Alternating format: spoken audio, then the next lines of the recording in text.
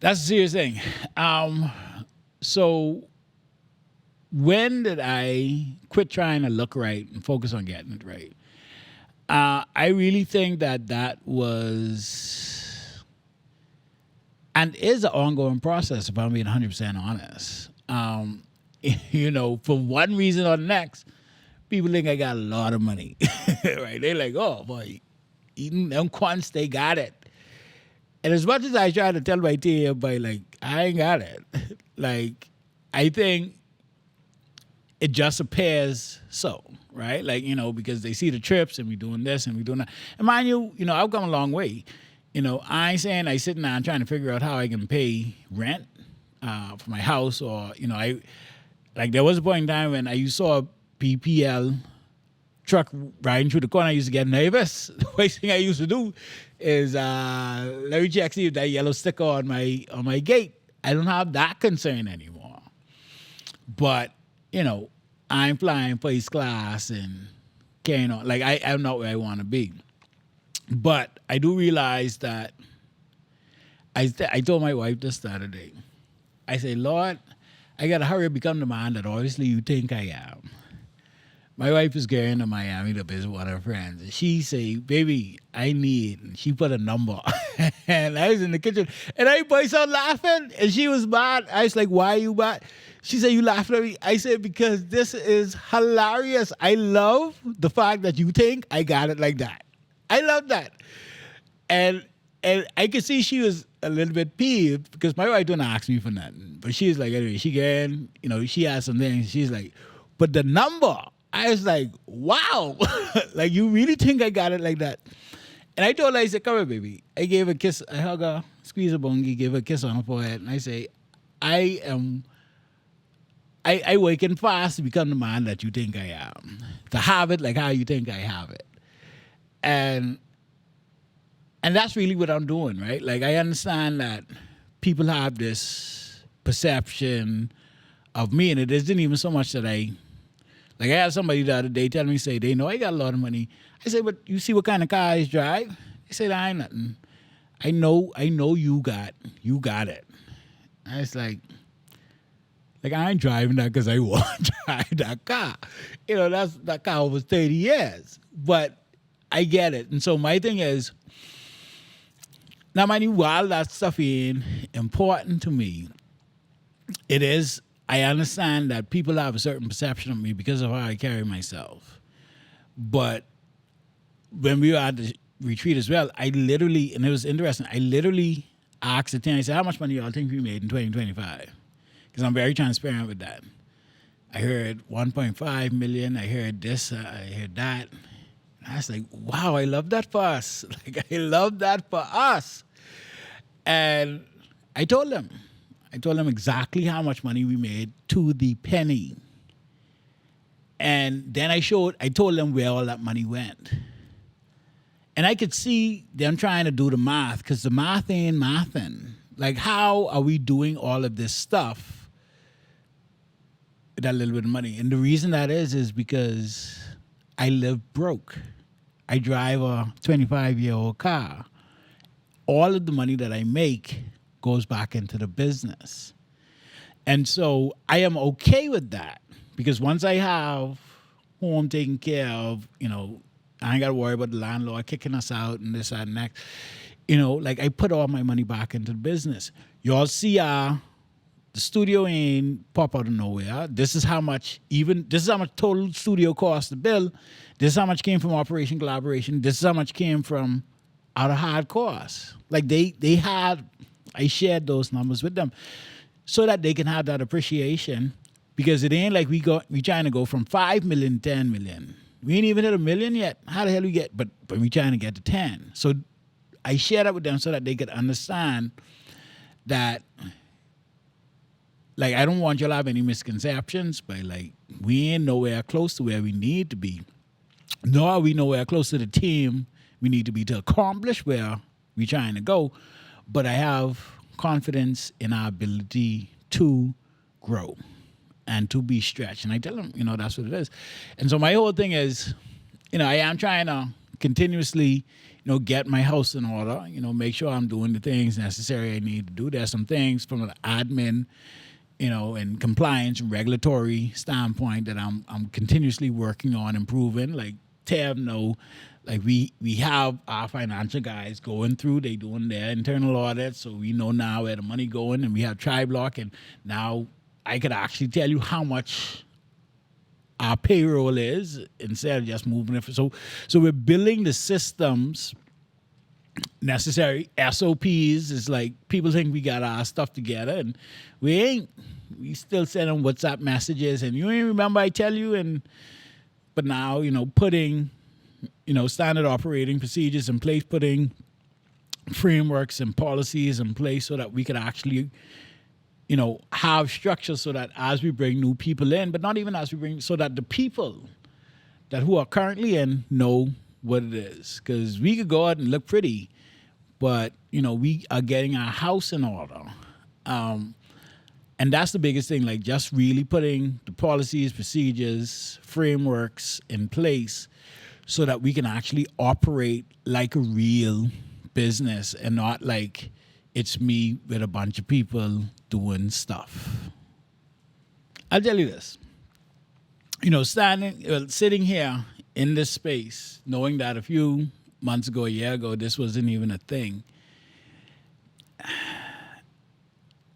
I knew it was going to happen, right? Like I said, a couple of years ago, I knew for a while that I had the gift of vision. Even before we did the expansion, that studio, like I have the ability to see, to smell, to hear, to taste things so clearly and so vividly in my mind that when I experience it, it feels like deja vu. It ain't no surprise because I knew exactly where I wanted everything to do. So I saw this, and I would be lying if I said, oh, wow, this is much better than I ever imagined. This right now is exactly how I imagined. I told the team, listen, this is where the door's going to go. We can do this, and this is what that.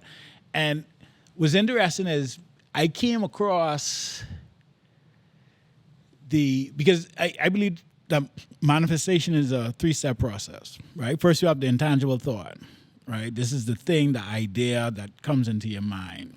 At that point, it's nothing but a thought, right? You can't touch it, you can't taste it, you can't smell it, you can't feel it, you can't do anything with it. The next part of that is to bring it into the physical world, right? You can do that either by writing it down, or if you type it up on the computer, print it out, right? Because then that intangible idea becomes something that you can touch, you can feel, you can taste. It can taste like shit because it can taste like paper and ink, but you can touch it, you can feel it, you can taste it, you can smell it. That's the second step of manifestation. Once you do that, it is then easier to realize it in its true physical form, right? And so when I say that's what I did, I had the idea. I mapped out and did the floor plan before I had the first dollar. I knew where every chair was going to go. I knew where every desk was going to go. I knew how many desks I was going to have it. I knew how big the thing was going to be. I knew how it was going to look. I knew how it was going to lay out. I know where the couch was going to go. I knew all of that stuff. And then I printed that shit out and I put it on my board. And then it was just a matter of, all right, now, how do I make this happen? And then you start looking for opportunities. I knew he was going to come over here before we even got that first space. Because when I saw the space, I saw both of them together. And I told my buddy and business partner, Jonathan, I was like, hey, there are 2 spaces available in AIP. You can get one, I can get one. He's like, yeah, but I don't need a space for that long. I said, don't worry, get it for the year and I'll take it over. And so when I was negotiating the lease for these spaces, I was like, I want a first right of refusal. I get number 12, but I want a first right of refusal on number 11. I ain't had the first dollar to pay for number 12 yet. But I was like, I want that because I know where I wanted to go. I knew I wanted to expand the space even before I built out that first one. And so when the opportunity came up, it wasn't like, oh, wow, this is... No, I knew this was going to happen. I knew he was only going to be here for a year. I knew he was going to, eventually I'll go to space and need to go somewhere else. And so I had that built in. And so for me, a lot of times it isn't like I don't happen upon my success. I don't accidentally be successful. I have a very clear vision of what I want. And I'm talking about very clear, very, very clear, very vivid. And then I start reverse engineering it. And I think about that so much and I visualize that so much that when it does happen, it feels very familiar. It feels like deja vu, like I was here before, because I was. I've been here all that time in my head. Honestly, I can see that for other people too.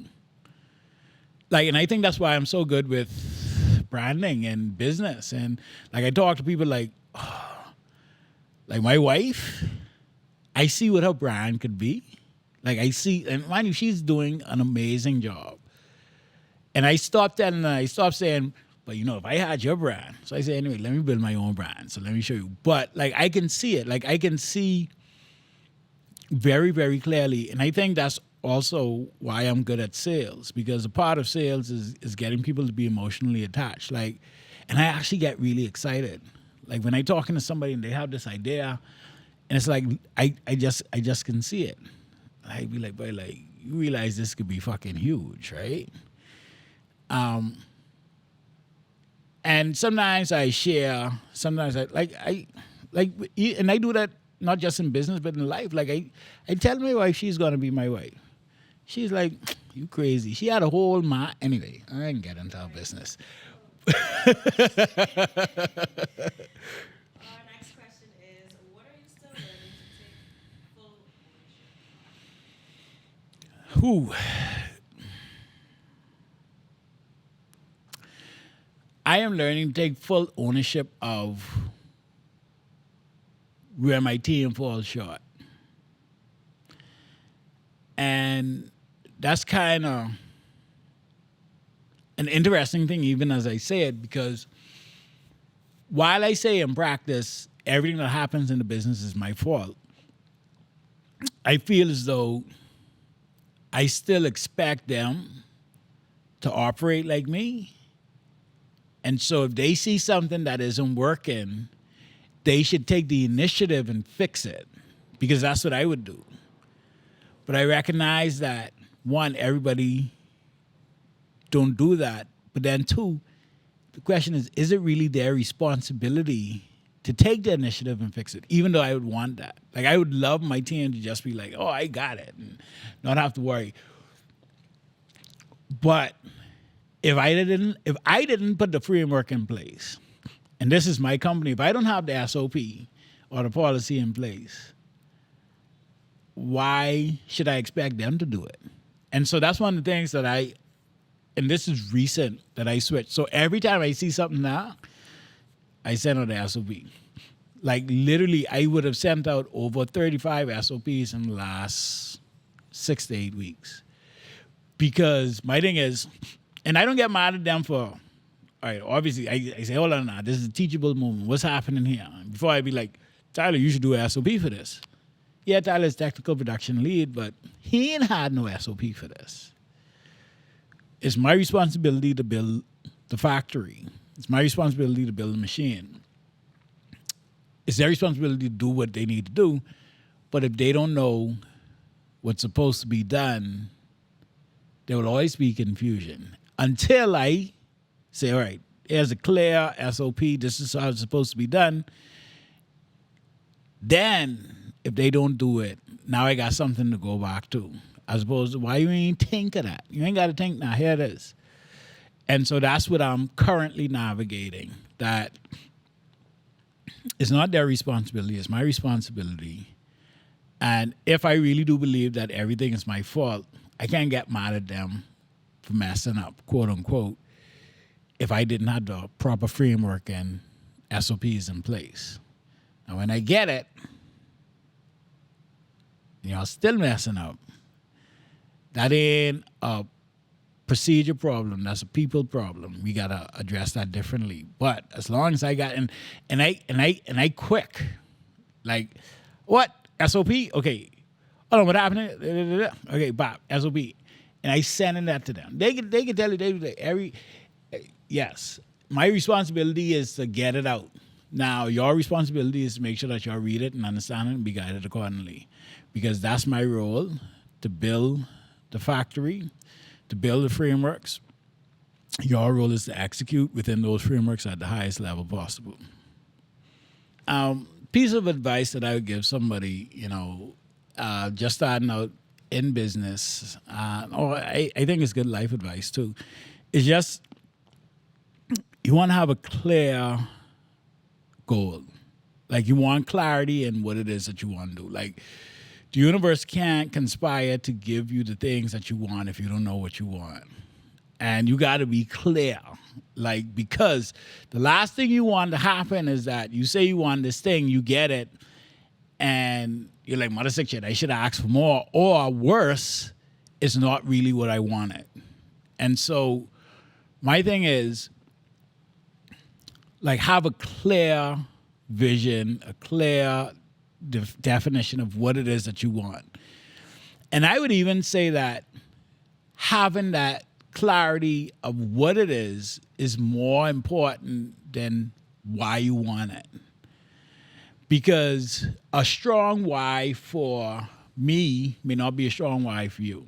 And I don't think there's any wrong reason to want anything that you want. Wanting it is enough.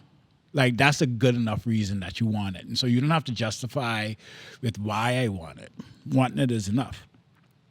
Now, once you have that very clear, like, and I would even say, like, we tend to negotiate with ourselves even in the wanting stage, because we go straight from the brief thought of I want to, I don't know how I can get, or I want, but that ain't for me because that's for them.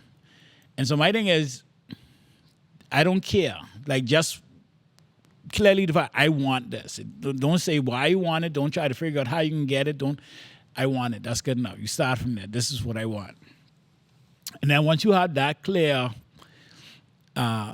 vision of what it is that you want, I like to do the reverse engineering.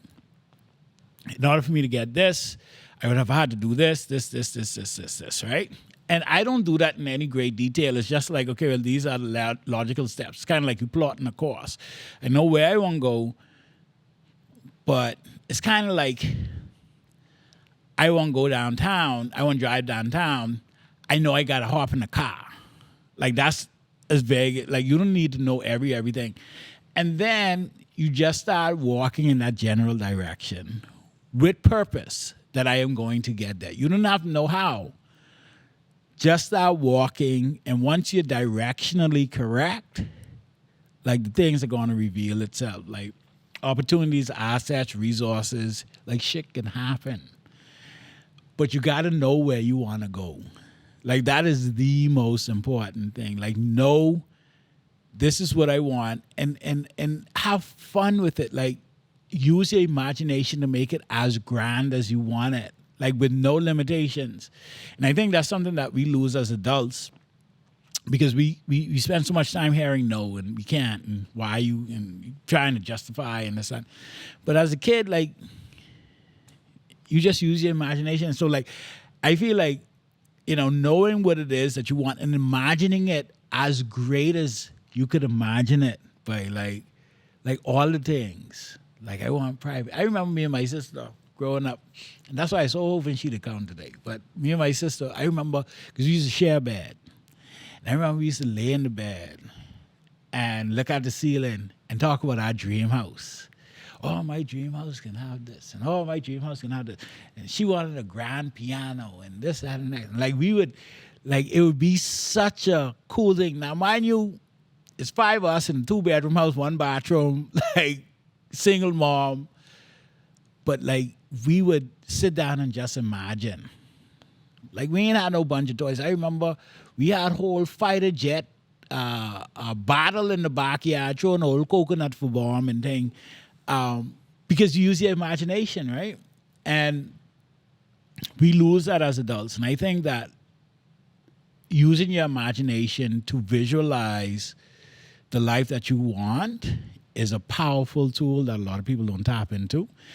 And so as an entrepreneur, like that would be the first thing I would say, like take, it ain't gonna cost you no money. And I ain't talking about a business plan, like, oh, well, these are my projections. I'm talking about, like what color you want your logo to be, or your uniform, how many, like what do you want, like the slogan, like when people talking about your business in regular conversation, what do you want them to reference? Like, what's the nickname for your business? Like, we don't say we going to Walt Disney World. We say we going to Disney. Or we going to Disney World, right? Like literally, I would have stuff like that. I would be sitting down and how does it look? How does it feel? How does it roll off the tongue? Like, okay, what are the colors? Like what shirts we can wear? What kind of stuff we can wear? We can wear tennis, or we can wear shoes, or we can wear slacks, or we can wear jeans. Like when people refer to us, what do they, like all of that stuff, like, and then just have fun, like where we want to be, like, and as I just use your imagination to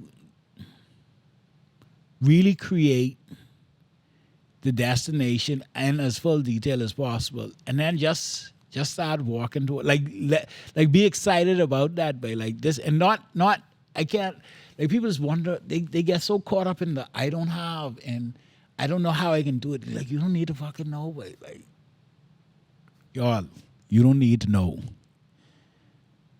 And even if you think you know, chances are it can be different. Like, just dream and imagine and visualize and feel good and feel excited and feel pumped, and then just start walking towards it.